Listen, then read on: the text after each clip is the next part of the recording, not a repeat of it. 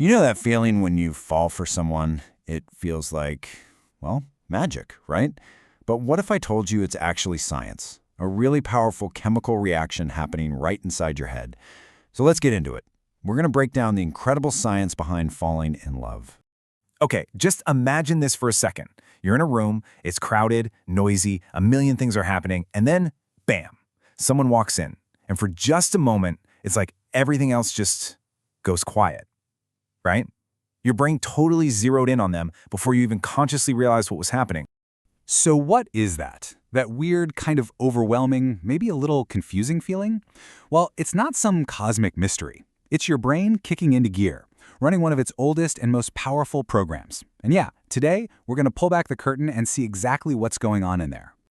All right, the initial spark. Everything has to start somewhere, doesn't it? That first moment, that little flash of attraction.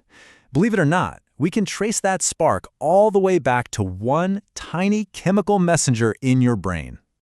And that chemical is dopamine. So what is it? Well, dopamine is your brain's way of saying, hey, pay attention, this might be important. It's the exact same stuff that makes you feel amazing when you eat your favorite food or, score the winning point in a game. It's your brain's reward system, and right now it's pointing at that person and basically yelling, this one, this is good. I mean, think about it. You know that feeling when their name lights up on your screen?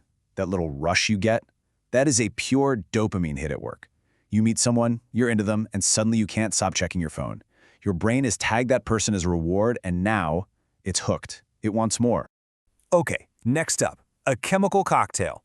This is about why your body goes into overdrive. Because see, dopamine is just the opening act. Your brain is about to mix up this powerful cocktail of chemicals that puts your entire body on high alert. Let's check out the next ingredient. Seriously, have you ever noticed that? You're just chilling, totally calm, and then they appear and suddenly thump, thump, thump. Your heart is going crazy. Well, there's a totally logical scientific reason for that feeling. The culprit is a chemical called norepinephrine. You can basically think of it as your body's natural version of adrenaline. You know the whole fight or flight thing? That's this stuff. Except when you're falling for someone, it's kind of more like flirt or flee, right? It's what gets your heart racing and makes you laser focused on them. So let's look at the effects. Your heart beats faster. Your palms might get sweaty. We've all been there. But here's the really interesting part. Your brain starts replaying memories. That's norepinephrine. It is the reason you're wide awake at 2 in the morning, going over a conversation from 3 days ago, trying to figure out what they really meant. Yeah, it's like your brain is whispering to itself, come back to this later, there might be something here.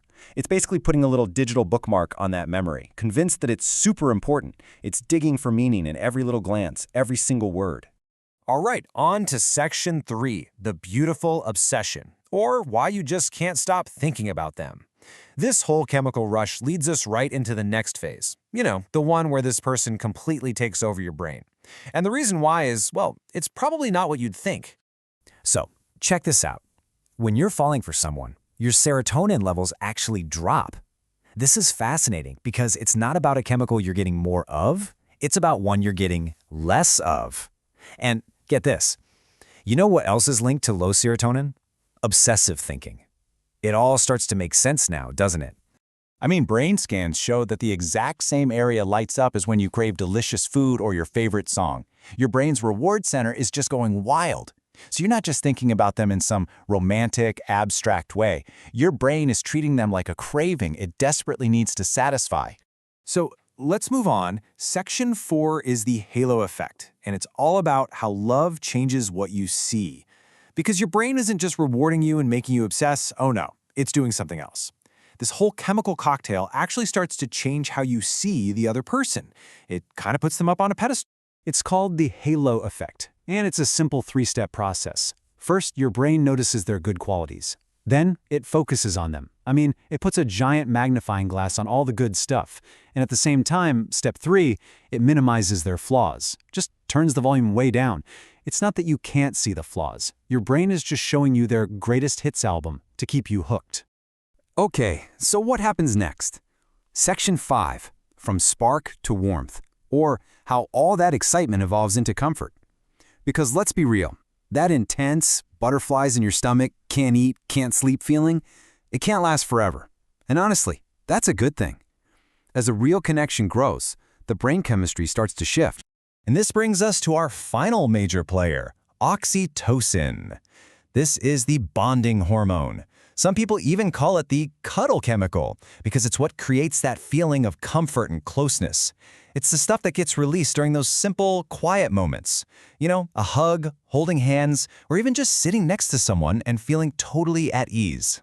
And you can really see the difference here. Early love is a spark. It's all excitement, totally fueled by that dopamine and adrenaline rush. But lasting love, that's more like a warm fire. It's built on comfort, and its main fuel is oxytocin. It's less about the crazy fireworks and more about that deep, steady warmth. And that's really what it all leads to, isn't it? That feeling of being completely safe to be yourself. All that early chemical chaos, all the excitement, its whole purpose is to get you to this place. A place where you don't have to perform or pretend anymore. You can just be. And that is an amazing feeling. So, after all this science, we have to ask a pretty big question, right? If love is partly chemical, does that make it any less real? If we can map it all out with these different molecules, does that somehow ruin the magic? Or does it make it even more incredible? I mean, think about it. The idea that a few tiny molecules can conspire inside your brain to completely change your entire life, to connect you to another person in such a deep and profound way, when you really stop and think about that, it's just, wow, it's pretty amazing, isn't it?